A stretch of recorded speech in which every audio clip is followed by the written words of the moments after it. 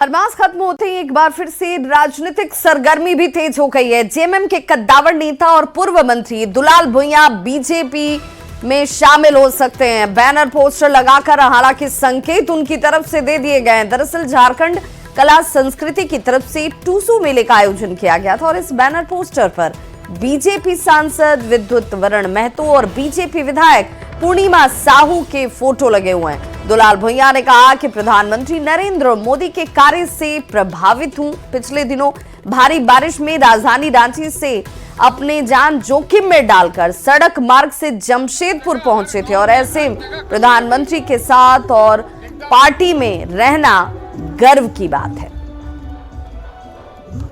मैं जाना अब भाई भाजपा के हमारे बड़े बड़े मित्र, बड़े बड़े माननीय लोग हैं। रघुवर जी हमारे मित्र हैं, पूर्व गवर्नर साहब, उनके आशीर्वाद अगर मिल जाएगा, बाबूलाल जी के मिल जाएगा तो निश्चित हम तो खड़े हैं काम करने के लिए, एक सिपाही बनने के लिए तैयार है। रांची से बड़ी खबर, जहां पर जैक अध्यक्ष का बढ़ सकता है कार्यकाल। ये बड़ी खबर सामने आती हुई अगले आदेश तक अनिल महतो अध्यक्ष के तौर पर भूमिका निभाते हुए नजर आ सकते हैं। एक और टर्म के लिए वो अध्यक्ष बने रह सकते हैं। इसी महीने शुरू हो रही है परीक्षाएं और 18 जनवरी को अध्यक्ष और उपाध्यक्ष का कार्यकाल समाप्त हो रहा है।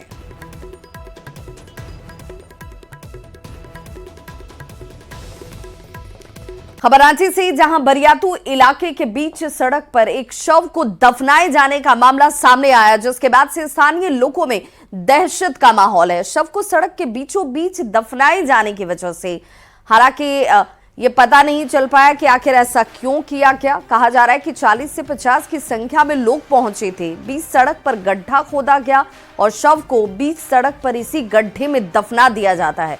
स्थानीय लोगों ने पुलिस से इस मामले की शिकायत की, लेकिन अब तक इसे लेकर कोई कार्रवाई की नहीं गई है, जिससे लोगों के बीच गुस्सा है, नाराजगी है, साथ ही दहशत का माहौल भी।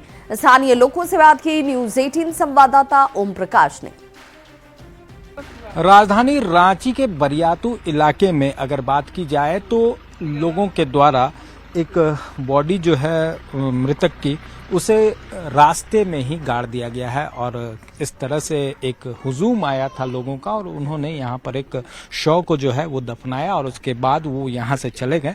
मौके पर पुलिस प्रशासन की टीम भी मौजूद है और तमाम चीज़ों की जानकारी भी ली जा रही है कि आखिर क्या कुछ वजह रही और किन वजहों से यहाँ पर जो शव को है वो दफनाया गया। इन तमाम चीज़ों की जानकारी जो है वो पुलिस प्रशासन के द्वारा ली जा रही है। क्या कुछ हुआ था? आप लोग तो यहाँ पे? जी, मैं यहीं सामने निर्मला इनक्लेव में रहता हूँ, सेक्रेटरी हूँ, और वो लोग इतना जल्दी से दफना करके यहाँ से चले गए कि हम लोग समझ ही नहीं पाए। ये किसकी बॉडी था, ये कुछ पता नहीं? वो तो कोई देख नहीं पाया। हमारे अपार्टमेंट में लगा हुआ है सीसीटीवी कैमरा, उसमें दफनाते हुए सारा चीज आया है सामने। तो क्या वजह क्या मानते हैं? ये कुछ जो स्थल है क्या ये स्थल, देखिए, जहाँ तक की जानकारी मिला है कि 30-35 साल पहले यहाँ पे मसना हुआ करता था, लेकिन अभी तो यहाँ पूरा घना आबादी है। आप भी यहीं पर रहते हैं?